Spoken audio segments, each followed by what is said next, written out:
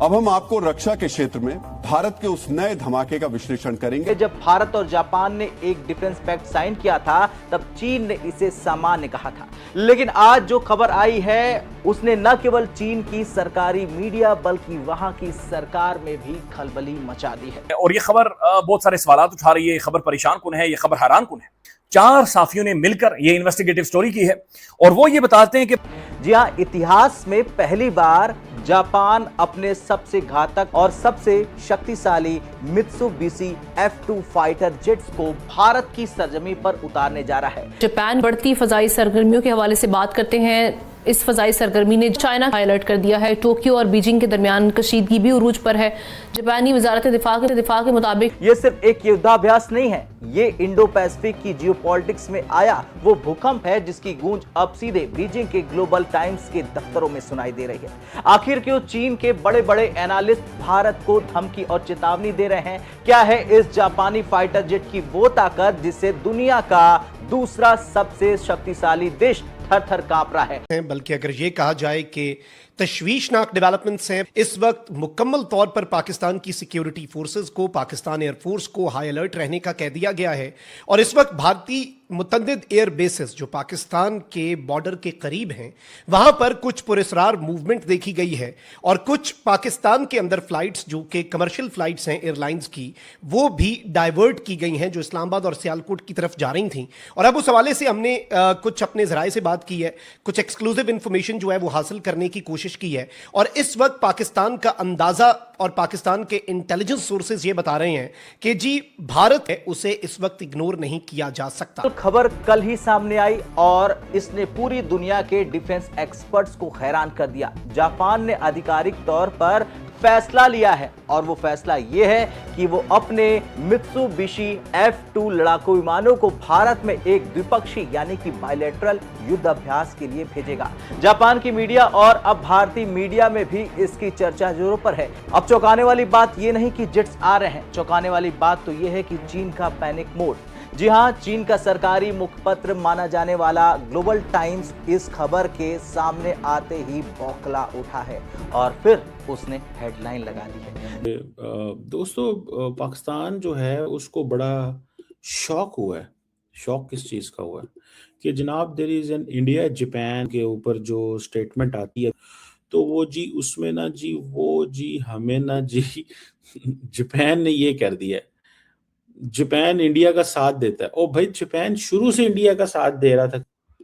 हमारे दोस्तों को पाकिस्तान में पता ही नहीं है, मैं तो इसको रेगुलरली कवर करता रहा हूं। Japan send F2 jets to India owing China. Japan चीन को देखते हुए भारत को जेट भेज रहा है और इतना ही नहीं, चीन के शंघाई इंस्टीट्यूट के टॉप एनालिस्ट ल्यू जंजोगी ने भारत को सलाह दी है कि नई दिल्ली को जापान के सैन्यवाद का मोहरा नहीं बनना चाहिए। ऐसे में सवाल ये उठता है कि आखिर इस F2 जेट में ऐसा क्या है जो चीन थरथरा रहा है?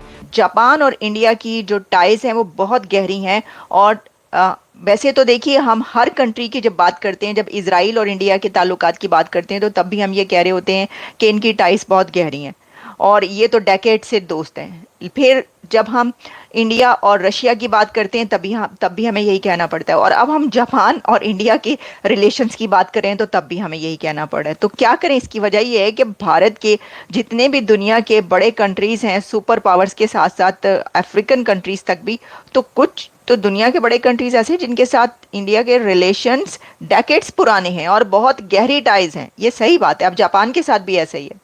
चीन का सबसे बड़ा डर यही है, अगर भारतीय वायुसेना के जवान और जापान के ये फाइटर जेट साथ में ट्रेनिंग करते हैं तो भारत को जापानी रडार, इलेक्ट्रॉनिक्स वॉरफेयर और सर्विलांस की वो बारीकियां सीखने को मिलेगी जो सीधे तौर पर हिंद महासागर में चीन की नौसेना की कब्र खोद सकती है।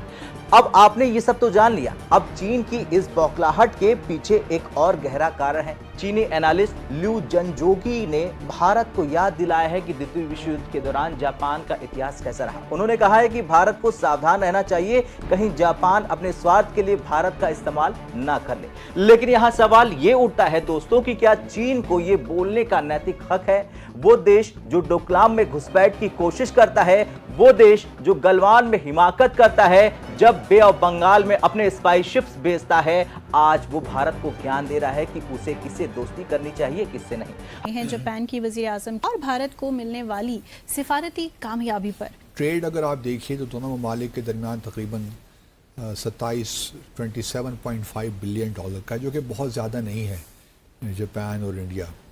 अब उसको बढ़ाने की बात हो रही है और फिर जापान ने ये भी कमिट किया है कि over the next 10 years Japan जो है अपनी इन्वेस्टमेंट तकरीबन $1 ट्रिलियन तक भारत में करेगा, which is a huge amount. Definitely. अब ये हो सकता है, नहीं हो सकता, that is a different thing, but ये है कि दो तरफा जो ताल्लुकात हैं वो सही जानिब बढ़ रहे हैं इन दोनों ममालिक के पर्सपेक्टिव से। सही।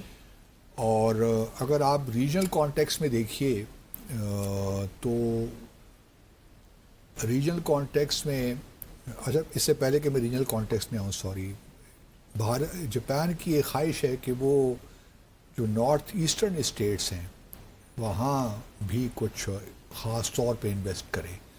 तो रीजनल में अगर आप देखिए तो रीजनल कॉन्टेक्स्ट में जापान और भारत और ऑस्ट्रेलिया की यकीनन ये ख्वाहिश है कि क्वाड को रिवाइटलाइज किया जाए, क्योंकि प्रेसिडेंट ट्रंप ने हनूज़ कोई तसल्ली बख्श जवाब नहीं दिया कि वो जो भारत ने समिट होस्ट करनी है क्वाड की, वो कब हो सकती है। पहले पिछले साल होनी थी, फिर इस साल होनी थी, अब इस साल।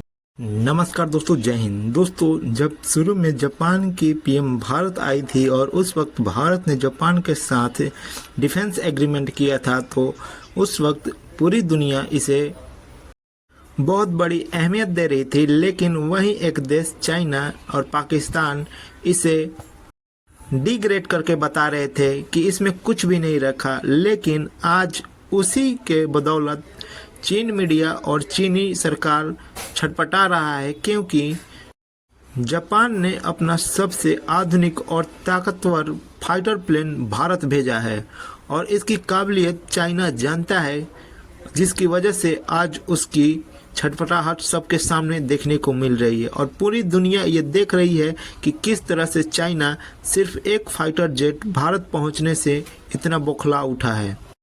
दोस्तों, आपको क्या लगता है? अपना राय कमेंट बॉक्स में जरूर बताएं। वीडियो पसंद, वीडियो को लाइक करें, शेयर करें और चैनल को सब्सक्राइब करें। कवर ये करता रहा हूं कि Japan has been completely taking a side with India on counter terrorism. बिल्कुल शुरू से साइड ले रहे हैं वो, तो ठीक है। और वो ये कह रहे हैं कि भाईजान हाँ, हमें हर चीज में वो ये कह रहे हैं कि जो जापान कहता, जो इंडिया कहता है सही कहता है। मैनू इस चीज की समझ नहीं आई, मुझे इस चीज की समझ नहीं आई कि आज तक पाकिस्तान। अच्छा, मैं आपको एक बैक चैनल सोर्स भी बताऊं। I spoke to once a Japanese guy. मैंने कहा जी ये क्या करते हैं आप लोग, ठीक है। बल्कि मैं नहीं, उन्होंने मुझे कहा, आई विल नॉट नेम। मैंने कहा यार आप क्या करते हैं ये पाकिस्तान। उन्होंने कहा जी हम जो है, हम रिकमेंड करते हैं अपनी पॉलिटिकल क्लास को कि इस तरह पाकिस्तान को इम्प्लीकेट ना करें, ये गलत तरीका का